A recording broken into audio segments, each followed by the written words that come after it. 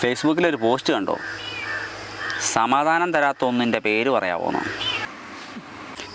അതിൻ്റെ കമൻറ്റ് മുഴുവൻ ഭാര്യ, കെട്ടിയോള്, വെണ്ണുമ്പിള, വെമ്പറന്നോള്, അത് മാത്രം. എല്ലാവർക്കും ഇതൊക്കെ തന്നെയല്ലേ സമാധാനക്കേട്. ഞാനായിട്ട് ഇനി കുറയ്ക്കണ്ട. എൻ്റെയും സമാധാനക്കേട് കെട്ടിയോള് തന്നെ. പറഞ്ഞ് നാവെടുത്തില്ല. ദേ വിളിക്കുന്നു ശല്യം. പറ, എന്നാ കാര്യം? ശരി.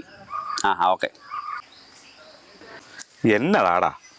കെട്ടിയോളാടേ കൊച്ചിനെയും കൊണ്ട് ആശുപത്രിയിൽ പോവാന്ന്. ഊണ് മേശപ്പുറത്തെടുത്ത് വെച്ചിട്ടുണ്ടെന്ന്.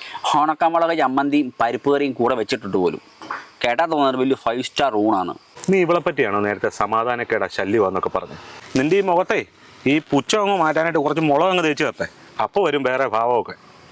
എടാ, നീ ഇപ്പം പറഞ്ഞ മുളക് ചമ്മന്തി ഉണ്ടല്ലോ, അത് കല്ലിൽ അരച്ചോണ്ടിരിക്കുമ്പോഴായിരിക്കും ഈ അടുപ്പിൽ കഞ്ഞിക്ക് തീ ഇല്ലെന്നറിയുന്നത്. അത് ഓടിപ്പോയി തീ കത്തിക്കാൻ വേണ്ടി പോകുമ്പോൾ കണ്ണ് നീറും, പുക കയറിയിട്ട്. എടാ, നീറ്റൽ തുടയ്ക്കാനേ കയ്യിൽ മുളക് ഉണ്ടോയെന്ന് പോലും ഓർക്കാതെ ആ പാവം കണ്ണ് തിരുമും. പിന്നത്തെ കാര്യം നിന്നോട് പറയണോ? എടാ, ഈ പുകച്ചിലും നീറ്റലും സഹിച്ചല്ലേ നീ ഇപ്പം പറഞ്ഞ ശല്യക്കാരി നിന്റെ വീട്ടിലെ പണികൾ മുഴുവൻ ചെയ്തു തീർക്കുന്നു. എന്നിട്ട് അവസാനം പറച്ചിലോ ശല്യം, സമാധാനക്കേട്.